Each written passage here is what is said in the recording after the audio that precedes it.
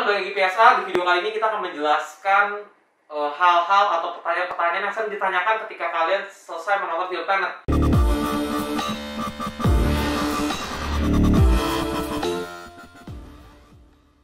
Seperti biasa ya, film Christopher Nolan pada umumnya selalu membuat kita bingung. Dari Interstellar, Memento, terus ada Inception, The Prestige, selalu bertanya-tanya, ini kita tentang apa sih? Ini gimana sih konsepnya? Gitu. Kita nggak akan review, karena kalau kalian mau baca review kita udah tulis di kumparan. Jadi teman-teman bisa akses linknya, nanti kita taruh di description di bawah. Kita akan ngejelasin frequently asked question aja nih, yang sering ditanyakan nih tentang Tenet ini, biar kalian minimal nggak bingung lah. Jadi video ini penjelasan film Tenet. Oke, kita mulai dari pertama dulu lagi. Tenet itu cerita tentang apa sih sebenarnya? Oke, jadi cerita Tenet itu bermula dari sebuah misi di gedung opera, di mana karakter utamanya yang nanti kita jelaskan namanya The Protagonist. Itu setahu gue ya, The Protagonist itu cuma di-mention di akhir-akhir, bener nggak sih? Ya, ketika dia nanti ketemu sama Arms Dealer, dia menyebut I'm the Protagonist. Tapi karena nama tidak pernah disebut di sepanjang film, jadi kita anggap aja dia sebagai The Protagonist. Ya dia pastinya protagonis di situ. Iya betul. Oke. Dia dapat misi ke sebuah gedung opera, dan di sana dia diminta untuk menyelamatkan seseorang dan sebuah objek yang nantinya kita tahu adalah bagian dari sebuah alat yang disebut The Algorithm. Nah, misi itu gagal. Dia ketahuan mencoba membawa kabur targetnya, dan kemudian dia dibawa ke sebuah jalur kereta api, dan di sana dia bunuh diri dengan memakan pil cyanida. Tapi ternyata pilnya itu adalah bagian dari ujian. Jadi dia itu direkrut untuk ke sebuah divisi yang menjadi judul film ini, namanya Tenet. Itu sebuah divisi khusus di bawahnya CIA. Nah, lalu dia itu, The Protagonist ini diminta untuk mencari seorang oligarki Rusia bernama Setor, dan melalui istrinya yang bernama Kat. Gitu. Ternyata Setor ini punya misi untuk memutarbalikkan arus bumi. Jadi melakukan time inversion karena ada sebuah pesan yang dia terima dari masa depan. Gitu. Nah, bagaimana nantinya dia mencoba memutarbalikkan alur waktu bumi atau time inversion itu nanti kita jelaskan di konsep time inversion dan entropy. Cuman garis besarnya itu adalah dia diminta untuk memutarbalikkan alurnya bumi oleh sekumpulan peneliti di masa depan yang ingin balas dendam terhadap orang-orang di masa lalu. Jadi di masa depan terjadi global warming, climate change, di mana orang-orang di masa depan itu hidup susah, dan mereka berpikir ini semua salah-salah orang di masa lalu. Maka yang patut bertanggung jawab adalah orang-orang di masa lalu. Gimana caranya? Maka kita ubah masa lalunya supaya masa depan berubah. Maka dikirimlah peralatan-peralatan itu dengan time inversion. Nah, berarti sekarang kita masuk ke time inversion, karena itu kan jadi basis utama atau topik atau tema utama di film ini. Time inversion itu apa? Pertama kali dikenalkan oleh salah satu saintis yang di protagonis itu menunjukin instead of nembak tapi pelurunya balik gitu. Dan dulu cuma kayak suruh ngerasain, tapi kan ternyata nanti makin ke belakang makin jelas nih, oh time inversion tuh gini aja. Sekarang gimana nih ngejelasin time inversion? Oke. Jadi, orangnya pokoknya taunya orang tuh jalan mundur aja gitu. Tapi gimana sih konsep sebenarnya? Oke, jadi kalau kalian pernah nonton film time travel, pada basically time inversion itu ada time travel. Cuma bedanya adalah kalau di time travel kita ada loncat dari titik di masa depan ke satu titik di masa lalu. Kalau time inversion kita melaju ke titik di masa lalu, jadi kita berjalan mundur. Jadi kita bukannya loncat dari titik B ke A, di mana A di masa lampau, B di masa depan, tapi kita dari B berjalan ke A. Seperti itu time inversion. Nah, time inversion ini dalam konsepnya film Tenet dicapai dengan yang namanya reverse entropy. Nah, oke, kalau kita ingin menjelaskan entropy itu apa, kita akan butuh pelajaran fisika atau the second law of thermodynamics, tapi kita sederhanakan aja di sini bahwa entropy itu adalah degree of disorder, bahwa bayangannya adalah objek seiring berjalannya waktu itu tidak semakin teratur tapi semakin kacau. Jadi entropinya semakin naik dan itu tidak reversible. Nah, Nolan beranggapan bahwa yang namanya entropy disorder itu bisa dibalik sehingga sesuatu yang sebelumnya kacau menjadi utuh lagi. Sesuatu yang kita hembuskan bisa kita hidup lagi. Sesuatu yang kita tembakkan bisa diserap lagi. Itu teorinya Nolan, walaupun secara fisika tidak memungkinkan, tapi dia berpikiran karena pada dasarnya semua hukum energi itu simetri, tentunya entropi bisa dibalikan dong, ya seperti itu. Nah, maka yang berpikiran adalah ketika entropi sebuah objek itu bisa di reverse, maka pertimbangannya adalah maka objek itu tidak akan berjalan maju, tapi berjalan mundur. Iya. Seperti itu. Nah, di dalam film ini untuk menginvert suatu objek, maka dilibatkan sebuah proses yang disebut sebagai inverse radiation. Jadi objek itu diradiasi supaya dia alur waktunya berjalan mundur. Seperti itu. Nah, salah satu mediumnya untuk melakukan itu ada yang namanya nanti turnstile, di mana itu pada dasarnya adalah objek untuk mereverse entropi seseorang, sehingga kemudian dia masuk ke timeline yang mundur, bukan timeline yang maju. Seperti itu. Jadi untuk mengalami entropi, jangan coba pahami, benar seperti kata karakter Laura di filmnya, tapi rasakan. Jadi jangan coba membayangkan ini secara teknis kenapa pelurunya bisa mundur. Anggap aja bahwa peluru itu diradiasi, sehingga ketika dirasakan entropinya adalah dia berjalan mundur, bukan berjalan maju. Nah tentu kalau kita bicara nggak konsisten sama lainnya, misalnya adalah di salah satu bagian film, apabila entropi seseorang dimundurkan, maka dia tidak jadi menghirup oksigen, tapi menghirup karbon dioksida. Maka mestinya adalah berarti mata tidak menangkap cahaya, tapi memunculkan cahaya. Orang kalau bokarnya bukan turun, bokarnya naik. Iya. Tapi anggap aja Nolan mengisolate bahwa konsep reverse engineering pada seorang hanya pada batas-batas tertentu saja, supaya kita nggak kebingungan. Kalau itu kita jadi nitpicky kemudian. Nah, itu mungkin teori-teori detailnya ya. Tapi maksudnya di World of Tenet-nya sendiri, konsepnya adalah ketika mereka masuk ke dunia time inversion-nya itu tuh cuma dia doang yang bergerak maju, sedangkan waktunya dan dunia tuh bergerak mundur. Iya, seperti Nah, jadi makanya, tapi kan kedua timeline itu, kedua dunia itu kan bergerak paralel. Iya. Makanya sehingga ketika ada orang yang masuk ke situ, pasti yang di dunia asli ini, kita anggap ya original yang jalan timeline maju ini dunia asli ya. Itu juga kelihatan juga orang yang masuk ke situ, tapi jalannya mundur terlihatnya. Makanya kalau teman-teman ngelihat di filmnya itu, kenapa dia jalannya mundur, kenapa dia jalan maju? Sebenarnya itu mereka jalannya paralel. Yang satu di timeline yang ke belakang, yang satu timeline maju, cuma geraknya jadi mundur. Makanya ketika kalian ngelihat orang-orang yang di masa kini, tapi ngelihatnya dari sisi masa-masa time inversion world-nya itu jalannya mundur. Begitu juga sebaliknya. Kira-kira konsepnya seperti itu. Sisanya mungkin yang kayak tadi. Kayak makanya nanti di film dijelasin kan, lu adalah orang yang kedinginan karena api gitu. Nanti motifnya karena api gitu, karena entropi tadi gitu. Makanya kan dia harus pakai oksigen untuk tidak menghirup karbon dioksida atau yang lain-lainnya. Seperti itu. Gitu. Jadi intinya ketika kita masuk ke time inversion world, dia tuh semua mundur, cuma kita doang yang maju. Makanya itu yang terjadi. Nah, konsepnya sekarang karena bergerak paralel, bisa nggak mengubah masa lalu? Oke. Nah, jadi gini, di dalam teori time travel itu ada banyak sekali konsep paradoks. Ada namanya infinite timeline, atau dimana ketika orang mengubah masa lalu itu tidak kemudian satu jalur itu berubah sepenuhnya, tapi dia membuat timeline baru, cabang baru lah gitu ya. Jadi kalau dia mau balik ke masa depan, dia nggak bisa balik ke masa depan yang pertama, karena dia bikin cabang baru. Jadi seperti di film Avengers Endgame. Kalau Avengers Endgame itu kan karena ada kuantum, jadi banyak cabang, tapi dia bisa balik lagi ke masa depan. Di situ Dr. Bruce Banner bilang masa depan lu itu jadi masa lalu. Karena di masa depan lu melakukan time travel jadi masa lalu jadi masa depan. Ya udah, gue usah pusing gitu. Kalau ada grandfather paradox, di mana ketika misalnya kita berjalan ke masa lalu, maka otomatis kita mengubah jalurnya waktu. Nah, time travel, time inversion yang berjalan di Tenet ini pakai konsep predestination paradox, bahwa pada dasarnya adalah time travel selalu menjadi bagian dari jalannya waktu gitu loh. Sehingga ketika kita beranggapan kita mencoba melakukan perubahan, sebenarnya itu sudah bagian dari jalur hidupnya ditetapkan.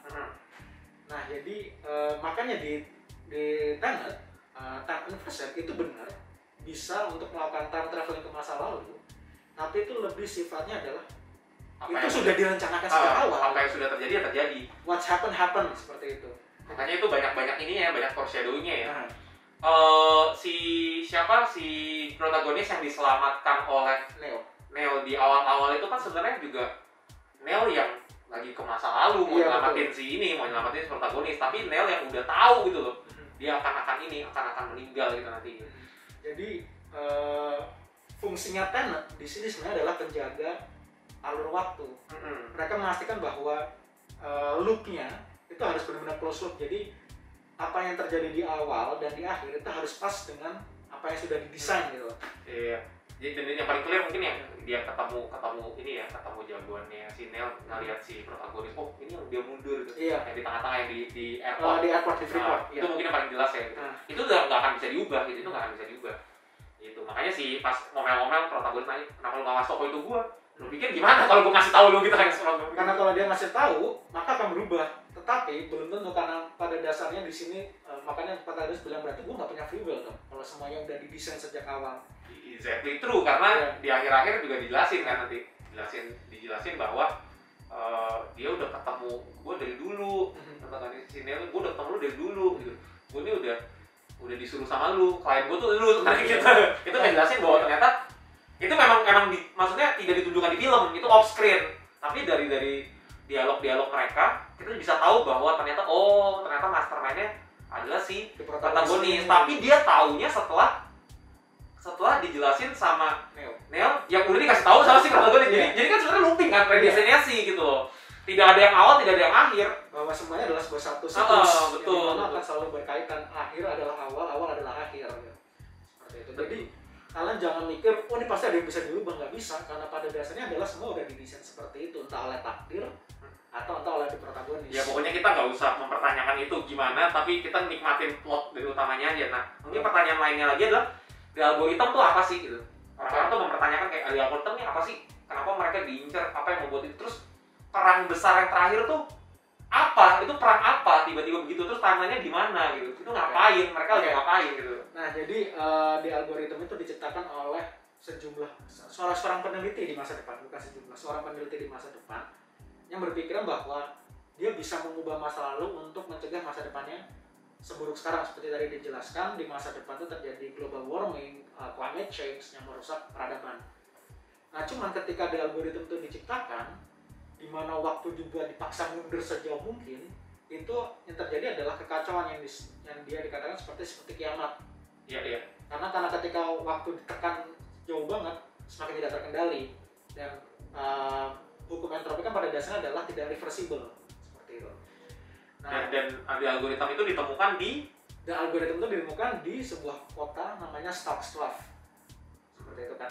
Jadi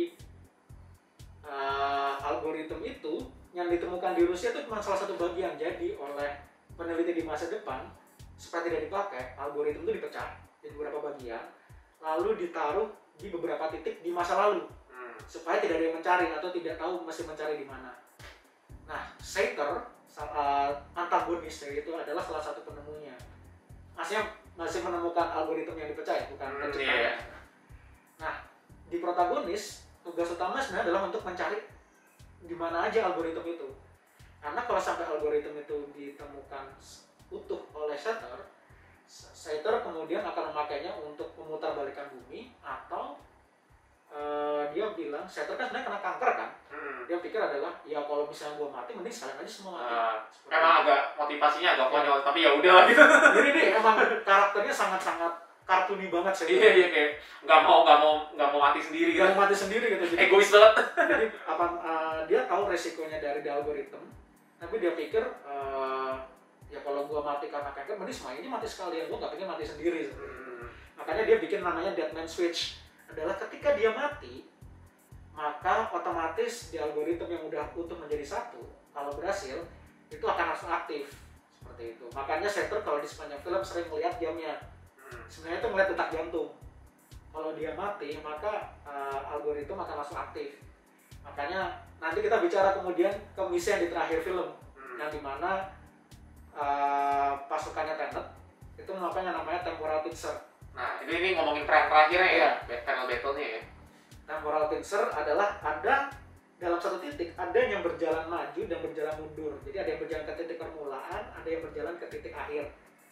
Nah, tujuannya adalah untuk memastikan bahwa apa yang sudah didesain itu terjadi. Jadi mereka yang berjalan maju memastikan algoritma tidak tercipta. Mereka yang berjalan mundur sebagai backup, bahwa memastikan bahwa algoritma tidak dibawa. Jadi seperti backup plan temporal pincer itu. Seperti konsep yang dari apa sih jendela yang itu. Jadi kalau lu mau masuk ke tempat itu lu harus lihat di jendela itu diri lu lagi mundur. Kurang lebih seperti itu. Ya gini lah jendelanya nih. Gitu. Jadi kurang lebih seperti itu, makanya dibuat temporal pincer. Jadi fungsinya untuk memastikan bahwa ini semua berjalan sesuai rencana gitu, bahwa algoritmanya benar-benar tidak aktif seperti itu. Nah, memang agak memusingkannya adalah karena yang berjalan maju di mana disimbolkan warna merah, yang berjalan mundur disimbolkan warna biru, itu selalu bergantian sehingga kita kadang-kadang lost track. Kira-kira ini sebenarnya yang berjalan mundur yang mana, yang berjalan maju yang mana. Tapi jadi jenius banget sih ketika yang dia nembak ngeroket gedung itu, yang satu nembak yang atas, satu nembak bawah. Iya.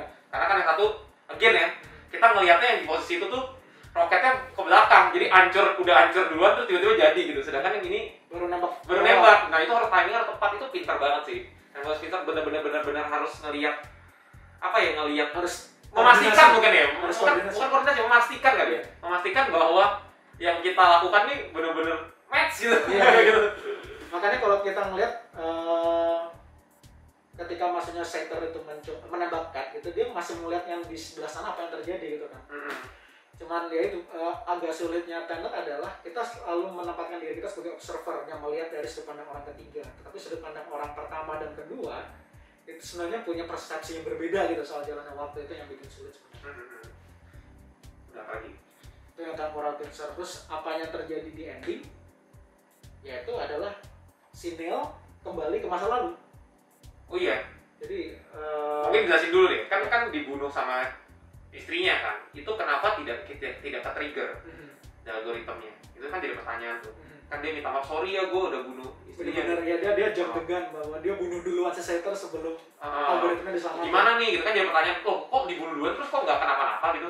Terus si protagonis udah gue take care gitu.